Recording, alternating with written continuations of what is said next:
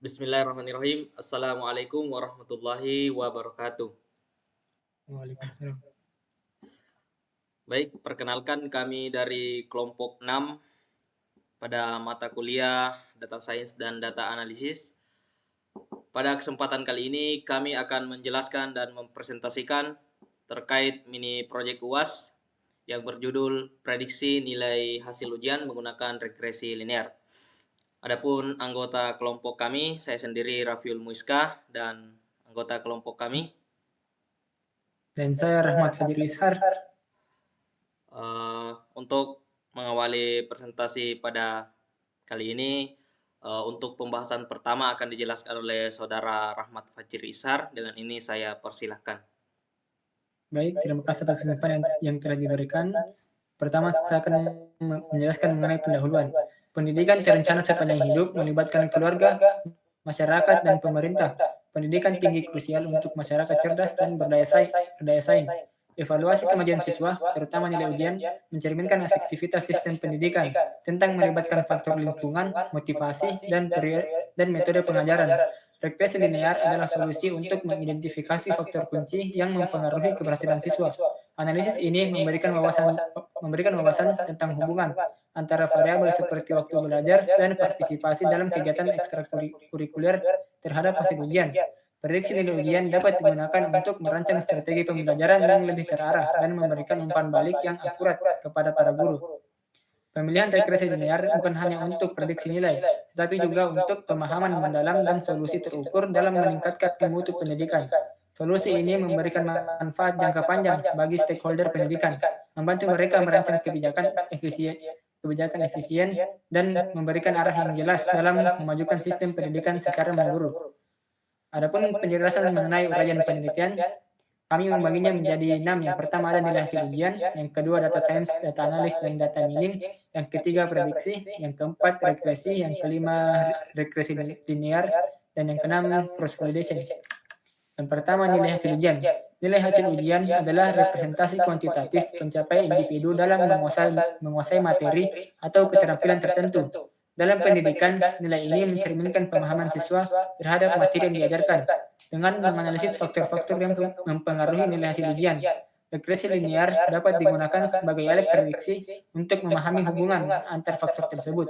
Prediksi nilai hasil ujian membantu identifikasi faktor kunci yang mempengaruhi kinerja siswa, mendukung pengambilan keputusan di bidang pendidikan. Yang kedua, data science, data analis, dan data mining. Data science memanfaatkan matematika, statistika, dan teknologi informasi untuk menganalisis dan memahami data dengan tujuan menghasilkan wawasan mendalam dan memberikan solusi untuk permasalahan kompleks. Data analis melibatkan proses penginspeksian, pembersihan, transformasi, dan pemahaman data menggunakan teknik statistika dan matematika untuk mengidentifikasi pola, tren, dan hubungan dalam data. Data mining sebagai teknik dalam data science digunakan untuk mengidentifikasi pola-pola khusus yang dapat diinterpretasikan dan diintegrasikan ke dalam konteks solusi yang lebih besar. Yang ketiga, prediksi.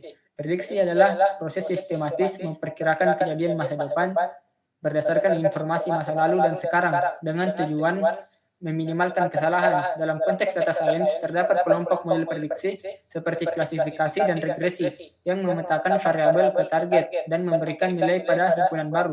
Pengertian prediksi mirip dengan ramalan atau perkiraan, yang hasilnya adalah kegiatan memprediksi nilai pada masa yang akan datang dengan menggunakan data yang ada pada masa lalu. Peramalan kebijakan seperti proyeksi, prediksi, dan perkiraan adalah prosedur untuk menyajikan informasi faktual tentang situasi sosial masa depan berdasarkan data yang ada. Tujuannya adalah mendapatkan informasi mengenai perubahan di masa depan yang mempengaruhi implementasi kebijakan dan konsekuensinya, sehingga rekomendasi yang akurat dapat diformulasikan sebelum diberlakukan.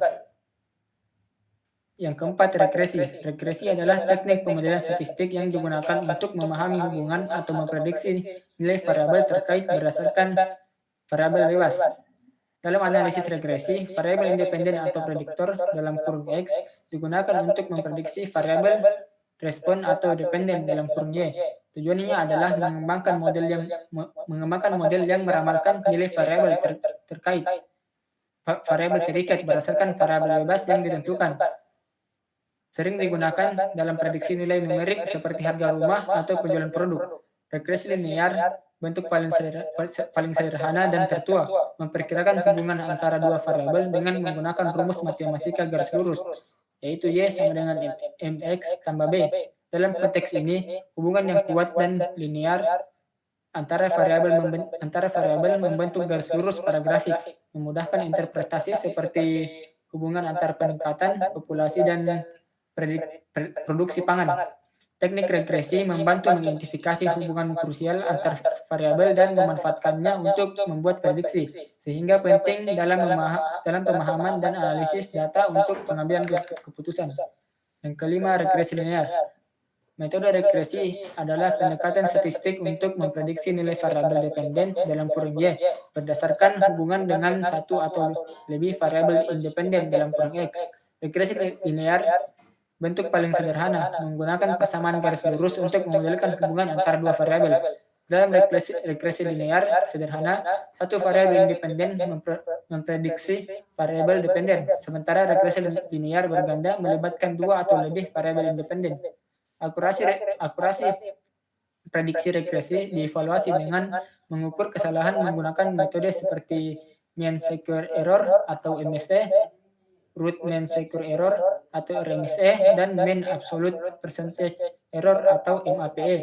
Sebuah model regresi yang baik akan memiliki kesalahan yang rendah, menunjukkan prediksi yang akurat.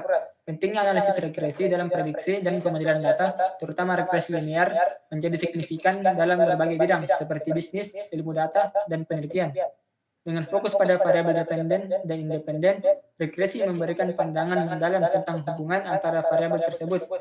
Selain itu, evaluasi akurasi prediksi menggunakan metode seperti MSE, RMSE, dan MAPE menjadi kunci dalam memvalidasi kehandalan model regresi yang digunakan.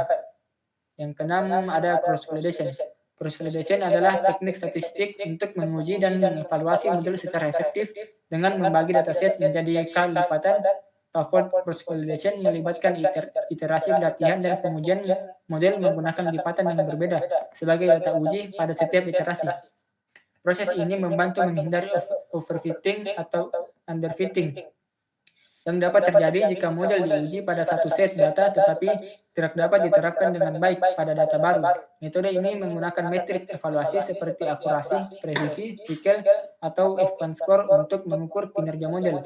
Evaluasi model dilakukan kali dan hasilnya diambil rata-ratanya untuk memberikan gambaran umum tentang sejauh mana model dapat digeneralisasi ke data yang belum pernah dilihat sebelumnya.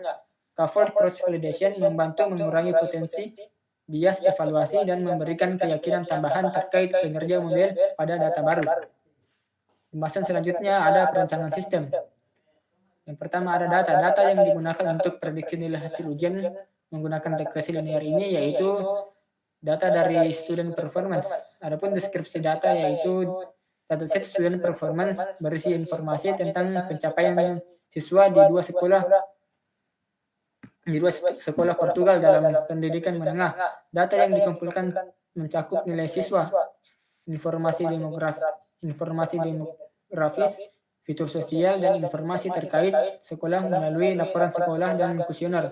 Terdapat dua set data yang mencatat kinerja siswa dalam dua mata pelajaran berbeda, yaitu matematika dan bahasa Portugal. Pada dataset ini terdapat atribut G1, G2, dan G3. Atribut target G3 memiliki hubungan kuat dengan atribut G2 dan G1. Hal ini disebabkan karena G3 mencerminkan nilai tahun terakhir dalam kurun dikeluarkan pada periode 3, sementara G1 dan G2 mengacu nilai periode 1 dan 2. Dataset yang digunakan ini adalah dataset pada studentmed.csv dengan jumlah baris data yaitu 395 baris. Perancangan sistem yang kedua ada metodologi penelitian. Penelitian ini menerapkan CRISP-DM atau Cross Industry Standard Process for Data Mining, yaitu metodologi yang digunakan untuk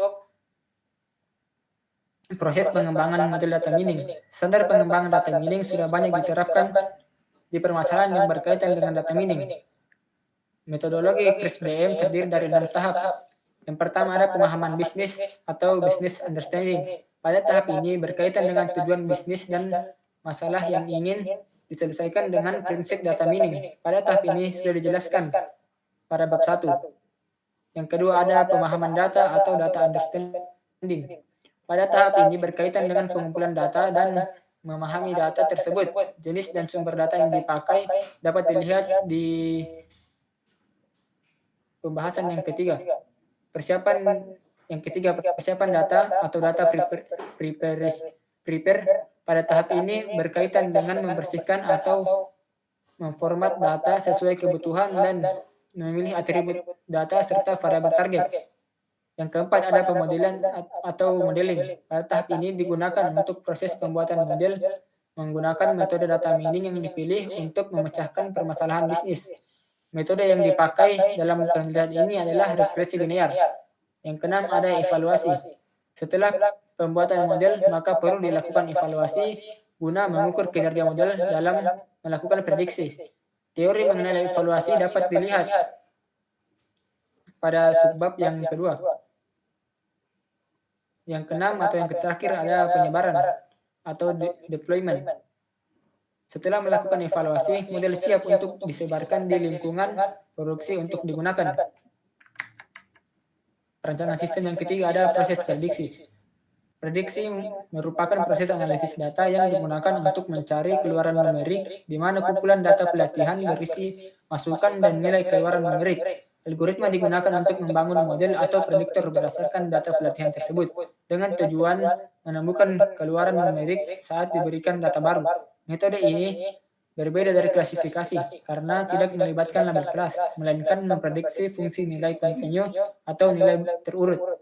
Proses prediksi secara umum melibatkan identifikasi data numerik yang hilang atau data tidak tersedia untuk observasi baru.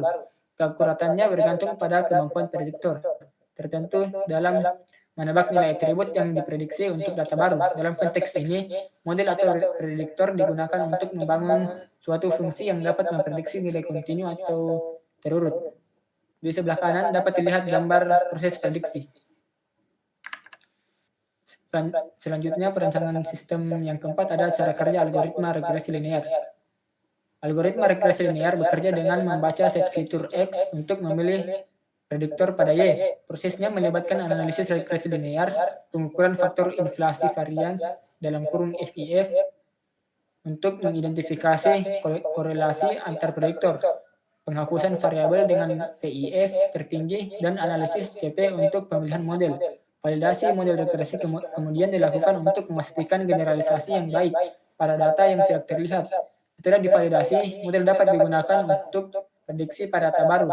Gambar di samping menunjukkan flowchart regresi linear yang algoritma mulai dari pemilihan prediktor pada Y dengan membaca set fitur X, analisis regresi linear, pengukuran VIF, penghapusan variabel dengan VIF tertinggi, analisis CP, sehingga validasi model regresi pada data input. Dengan demikian, algoritma ini membantu membangun model regresi linear yang dapat digunakan untuk prediksi pada data yang tidak terlihat sebelumnya. Adapun sekian dari saya kembalikan ke moderator. Baik, terima kasih Saudara Rahmat Fajri Isar dari penjelasan dari awal sampai hasil dan analisis ini. Baik, untuk yang dijelaskan tadi itu mengenai pendahuluan, di mana pendahuluan ini berisi latar belakang penelitian kami. Kemudian ada uraian penelitian yang berisi teori-teori mengenai teori yang memperkuat pada penelitian kami, dan yang ketiga terkait dengan perancangan sistem, yaitu mengenai cara kerja algoritma maupun cara kerja prediksi yang kami gunakan. Baik, yang selanjutnya mengenai pembahasan hasil dan analisis yang akan dijelaskan oleh saya sendiri. Terkait dengan hasil dan analisis ini ada beberapa poin penting yang kami lakukan. Yang pertama terkait pemahaman bisnis. Nah, ini merupakan langkah yang sangat penting untuk melakukan suatu prediksi apapun itu, karena ini termasuk dalam konsep untuk bagaimana kita mengidentifikasi dan memahami suatu proses bisnis. Nah, pada pemahaman ini, hasil dari model yang kami harapkan itu dapat digunakan untuk melakukan identifikasi faktor-faktor yang berkontribusi terhadap kegagalan siswa dalam menempuh ujian dan dapat digunakan untuk melakukan prediksi nilai ujian akhir. Nah, yang selanjutnya setelah pemahaman bisnis atau business understand, selanjutnya ada pemahaman data atau data understand. Nah, ini merupakan juga langkah yang sangat penting untuk mengidentifikasi apa sih manfaat dan kegunaan dari model yang kita kembangkan. Nah, ini meliputi pemahaman data yang kita gunakan, seperti melihat korelasi atau keterhubungan antara atribut-atribut yang dijadikan sebagai label. Kemudian hasil dari model ini kami mengharapkan model ini dapat digunakan untuk identifikasi faktor-faktor yang disebutkan pada pemahaman bisnis di awal tadi. Selanjutnya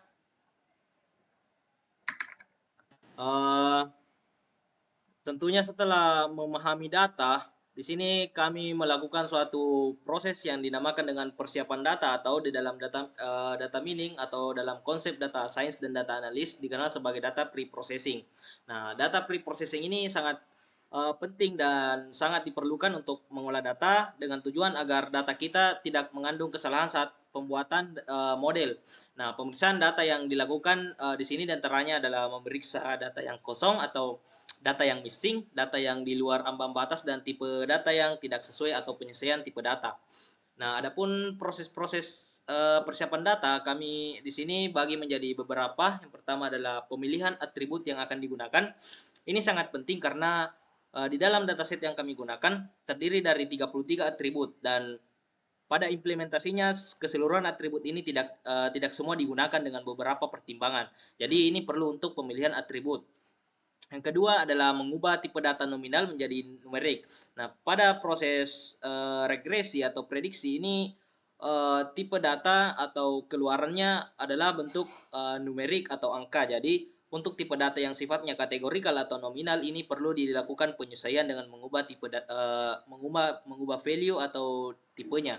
Kemudian mengganti data yang missing atau data yang hilang. Kemudian yang paling penting juga adalah penentuan label atau bagian yang akan nantinya diprediksi. Kemudian untuk skenario pengujian kami di sini kami bagi menjadi dua bagian. Yang pertama ada build model atau pembuatan model, dan yang kedua setelah pembuatan model kemudian dilakukan evaluasi. Di build model sendiri ini terdiri dari beberapa, mohon maaf moderator masih di slide sebelumnya. Di build model ini terdiri dari beberapa hal yang kami lakukan. Salah satunya yaitu terlebih dahulu bagaimana kita menentukan matriks, menampilkan bobot hasil matriks yang bersifat korelasi. Kemudian setelah penentuan matriks itu kita menentukan bobot yang digunakan dalam proses pembuatan model. Dan yang selanjutnya setelah bobot ditentukan, seperti pemberian batasan bobot dengan melihat keterkaitan antara atribut-atribut yang mana paling terkait dengan label yang telah dibuat, maka kita memberikan suatu bobot atau nilai standar untuk pembuatan model selanjutnya. Setelah itu dibuatlah model dan diuji sekaligus diuji dengan menggunakan metode pengujian cross validation. Nah, model yang dihasilkan ini kemudian diuji dengan harapan atau dengan menggunakan data training dan data testing. Nah, pada pengujian kami, hasil pengujian model ini dapat dilihat dengan melakukan perbandingan antara nilai yang menjadi label atau nilai yang diprediksi, yaitu pada implementasinya itu nilai G3 dengan nilai yang diprediksi. Nah, hasil yang kami dapatkan ini memperlihatkan pengujian model dengan perbandingan antara nilai G3 dengan nilai yang diprediksi ini beragam. Ada yang sesuai dengan prediksi, artinya antara nilai aktual dan nilai prediksi itu tepat, dan ada yang kurang sesuai dengan hasil yang diprediksi, dalam artian nilai aktual dengan nilai yang diprediksi itu bisa jadi di atas nilai aktual ataupun di bawah nilai aktual dari nilai yang diprediksi. Nah, yang selanjutnya setelah model dibuat, yang paling penting adalah evaluasi. Lanjut. Nah, evaluasi di sini ketika model yang sudah kita bangun itu selesai, kita selanjutnya akan melakukan proses evaluasi. Nah, pada proses evaluasi yang kami lakukan ini menggunakan dilakukan untuk melihat performance. Nah, di gambar ini dapat kita lihat ini menunjukkan hasil atau output dari performance model yang kami bangun. Nah, di dalam konteks prediksi nilai hasil ujian siswa, membangun model regresi linear dengan nilai root mean square error atau RMSE-nya sebesar 1,036 ini merupakan suatu indikasi yang cukup baik. Dengan nilai RMSE sebesar itu, ini berarti rata-rata kesalahan prediksi adalah sekitar 1,036 poin. Ini menunjukkan bahwa model yang dibangun memiliki performa yang relatif baik dalam mengestimasi hasil ujian siswa. Namun perlu ditekankan bahwa nilai penilaian baik atau tidaknya dari nilai RMS ini dapat kita lihat dari studi kasus yang kita angkat. Nah, pada studi kasus ini kami akan menilai nilai hasil ujian siswa dengan nilai yang diprediksi itu dengan skalanya 1 sampai 20. Nah, dengan nilai RMSE sebesar 1,036, nilai ini kami anggap cukup untuk performa yang relatif baik dalam mengestimasi hasil ujian siswa. Next. Nah, setelah dievaluasi, kami dapat menyampaikan bahwa pengaruh jumlah data training terhadap besaran nilai RMSC tadi pada kasus prediksi hasil ujian siswa bahwa jumlah data training yang lebih besar cenderung memberikan representasi yang lebih baik dari variasi sebenarnya dalam data yang dapat membantu model untuk belajar pola dengan lebih baik. Artinya lebih banyak data training, maka ini akan lebih cenderung membantu dan menghasilkan model yang efektif. Kemudian dari 650 baris data, ini dapat model yang kami bangun ini dapat menangkap pola-pola yang ada dalam data dengan lebih baik yang pada gilirannya dapat menghasilkan RMSE yang lebih rendah. Karena ini juga berpengaruh terhadap jumlah atau besaran data training. Semakin besar data training ini, maka nilai RMSE yang dihasilkan ini akan lebih rendah. Sementara kalau ukuran baik atau tidaknya nilai RMSE itu adalah nilai RMSE yang semakin dekat dengan angka 1 atau nilai 1, maka dapat dikategorikan sebagai nilai yang baik atau nilai yang relatif baik. Yang kemudian next, di sini kita akan melangkah ke sub bagian video yang kedua mengenai demo program yang akan dijelaskan oleh saya sendiri. Berikut ini adalah demo program dari studi kasus yang kami teliti. Baik, untuk agenda yang selanjutnya yaitu demo program di mana saya Raffiul Muiska sebagai perwakilan dari kelompok 6. Nah, pada skenario pengujian kami di sini terdiri dari 2 bagian, yaitu pembuatan atau build model dan evaluasi. Nah, untuk demo program sendiri di sini kami akan mempraktekkan kedua bagian tersebut, di mana sebelumnya kami telah melakukan step by step untuk memilih operator-operator apa saja yang akan digunakan pada rangkaian yang akan kami gunakan untuk program kami. Nah, di sini ada beberapa operator dengan fungsinya masing-masing. Nah, yang pertama di ujung kiri terdapat operator read CSV untuk membaca dataset kami yang berekstensi CSV. Nah, untuk memulai kita bisa klik di sini, diklik 2 kali, kemudian mencari dataset yang akan digunakan. Nah, di sini ini dataset yang akan kami gunakan. Dan untuk pada bagian ini dilakukan proses penyelesaian tipe data untuk menyesuaikan nilai-nilai yang ada pada atribut atau field ini. Seperti pada bagian atribut sex, di sini value-nya hanya terdiri dari 2 value, maka ini disesuaikan dengan tipe data binominal. Yang begitupun dengan atribut atau field-field lainnya ini disesuaikan. Kemudian setelah disesuaikan semua, diklik finish dan kami telah melakukan impor sebelumnya, maka step ini kami anggap sebagai step yang sudah selesai. Kemudian setelah menginputkan data, dihubungkan port-port ke operator selanjutnya, di mana di sini ada operator select atribut untuk memilih atribut-atribut apa saja yang akan digunakan untuk pembuatan model. Nah, di sini karena kami di dataset kami terdiri dari 33 atribut dan keseluruhan atribut itu tidak digunakan.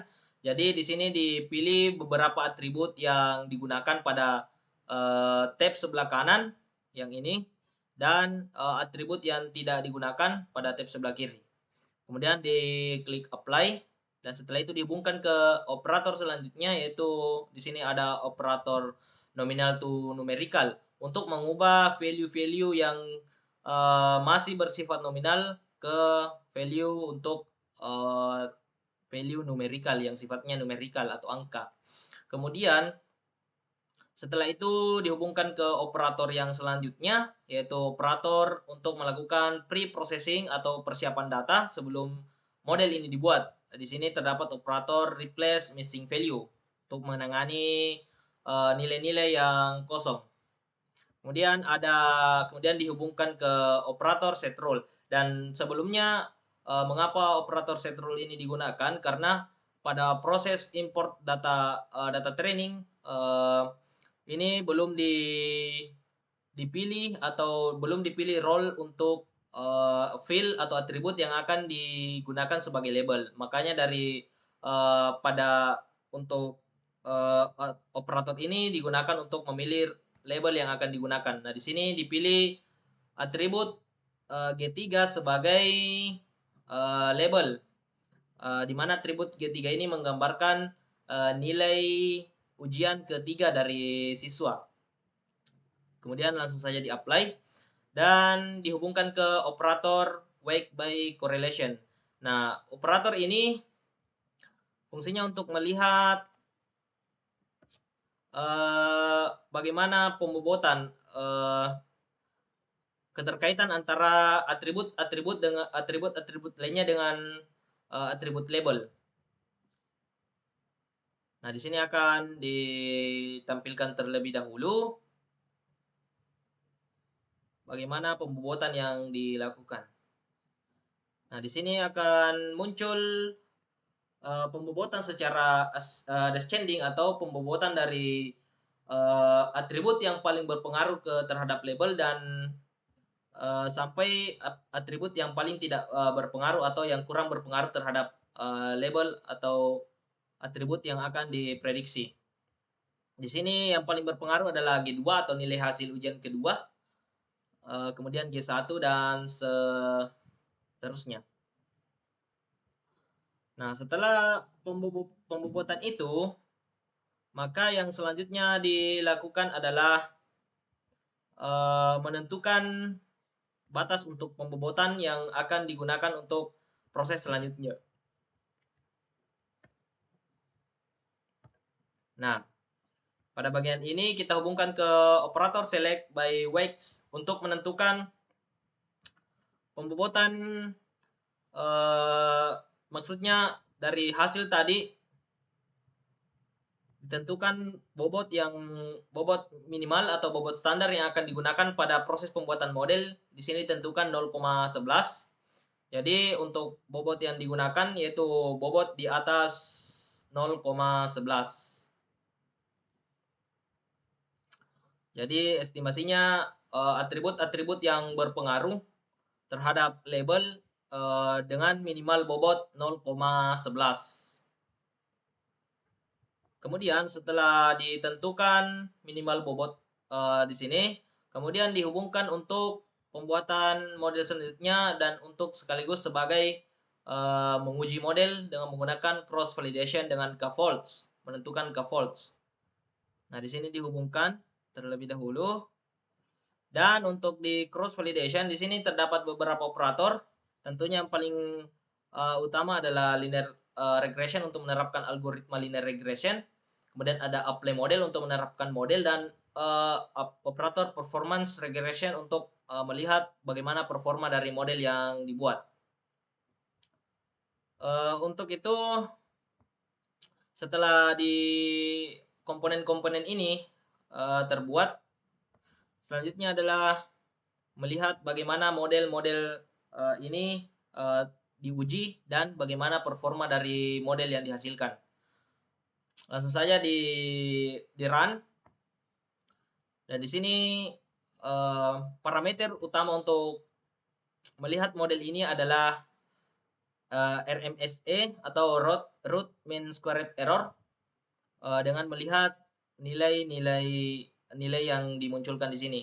Nah, ini berarti nilai yang model ini memiliki RMSE dengan nilai 1,036, yang dimana untuk nilai RMSE sendiri ini semakin mendekati dengan angka 1, maka model dapat dikatakan sebagai model yang baik atau model yang cukup baik dan kemudian dapat disesuaikan dengan aplikasi atau penelitian yang dilakukan.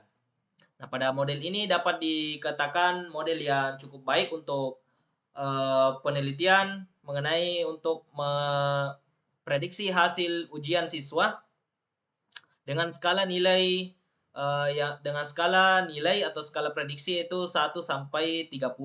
Nah, di sini untuk RMSE-nya sendiri itu 1,036. Setelah nilai-nilai atau setelah model diuji menggunakan data training, selanjutnya akan dimasukkan pengujian untuk data testing. Di mana pembagian untuk data testing ini bisa disesuaikan. Untuk pembagian yang sering digunakan adalah 80-20, 80 untuk data training dan 20% untuk data testing. Nah, di sini di operator ada beberapa operator untuk menerapkan pengujian menggunakan data training dan data testing, di mana di sini menggunakan RED CSV yang kedua untuk data testingnya. Jadi dimasukkan data testing yang akan digunakan. Nah, di sini data testing yang akan digunakan sama dengan proses yang sebelumnya di data training. Pada atribut-atribut ini disesuaikan tipe datanya agar menyesuaikan nilai-nilai tersebut dapat disesuaikan dengan baik. Nah, setelah disesuaikan dengan menyesuaikan tipe data, kemudian ketika kita terlebih dahulu menentukan label pada proses ini, maka selanjutnya kita tidak perlu untuk menggunakan operator set role. Nah, di sini ditetapkan role-nya sebagai label sesuai dengan label pada data training. Nah, setelah pada proses ini penentuan label dan sebagainya, kemudian dikliklah finish. Karena kami telah melakukan impor data testing sebelumnya, maka proses ini kami anggap proses selesai. Setelah itu dihubungkan dengan select atribut sama dengan proses pertama di data training untuk membuat model. Di sini dipilih atribut yang akan digunakan. Nah, di sini telah muncul atribut-atribut yang digunakan dan atribut yang tidak digunakan. Nah, ini sama dengan atribut atau pemilihan atribut pada proses pemilihan atribut di pembuatan model dan implementasi model. Kemudian sama dengan proses selanjutnya, yaitu mengisi atau mengubah nilai-nilai atau value nominal menjadi numerical dan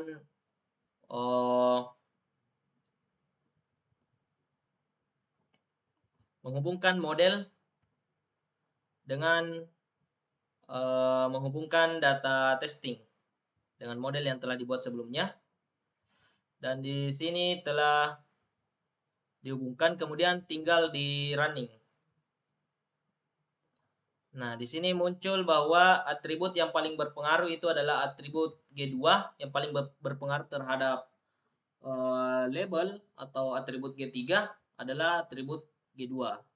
Nah, di sini terdapat nilai-nilai yang diprediksi benar dan yang diprediksi mohon maaf sebelumnya. Di sini terdapat value yang diprediksi, baik itu value yang diprediksi secara tepat ataupun value yang diprediksi di atas ataupun di bawah dari value yang sebenarnya. Nah, di sini pada G3 pada value 6 ini diprediksi di atas dari nilai sebenarnya atau nilai aktualnya. Dan di sini pada value di rows ketiga, value 10, ini diprediksi di bawah dari nilai aktualnya. Nah, mungkin inilah yang bisa kita lihat dari bagaimana proses pembuatan model dan proses evaluasi kemudian implementasi model dengan data training dan data testing. Baik, itulah tadi demo program terkait dengan studi kasus prediksi nilai hasil ujian siswa. Nah, yang terakhir, sebelum kami tutup agenda presentasi ini, kami memiliki kesimpulan dari keseluruhan penelitian dan penjelasan kami bahwa algoritma regresi linear ini dianggap relatif cocok untuk kasus prediksi nilai hasil ujian dengan root mean squared error sebesar 1,036 pada pengujian X validation sebesar 17. Nah, algoritma relatif terpengaruh dengan jumlah data training. Di mana makin banyak data training, maka model akan lebih akurat dan memiliki RMSE yang lebih kecil karena kemampuannya untuk menggeneralisir pola dengan lebih baik dari data latihan ke data baru yang ditemukan. Nah, adapun jumlah data yang lebih besar, ini cenderung memberikan representasi yang lebih baik dari variasi sebenarnya dalam data.